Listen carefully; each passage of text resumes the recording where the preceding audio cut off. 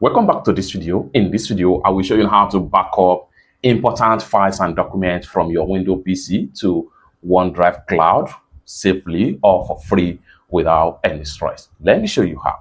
But before we start, you need to make sure you set up OneDrive account and synchronize to your Windows PC. If you don't know how to set up your OneDrive account and synchronize to your Windows PC, whether you are using Windows 10 or Windows 11, consider to check the tutorial video in the description of this video. After you set up and connect your OneDrive to your Windows PC, next thing you want to do is to come down below right here.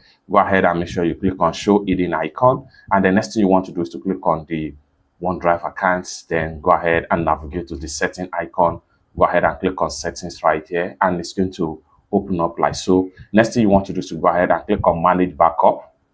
So here we go. Then all the backup folders is going to appear right here. So here you have in my PC right here, I have about 287 documents to be backup, picture as the case may be. So in this tutorial, we want to see how we can back up all documents. So for that, just turn on this button right here. Once you turn on this button right here, come down below right here and click on Save Change. Once you click on Save Change, every document you have on the PC is going to automatically back up to your OneDrive account without any stress. It's that simple.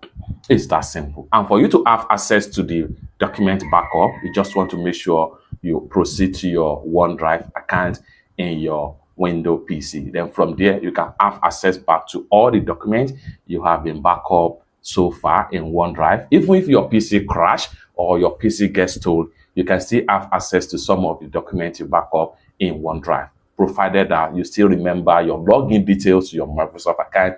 Then from there, have access to your OneDrive. It's that simple. For more useful tutorial tips and tricks like this, consider to subscribe.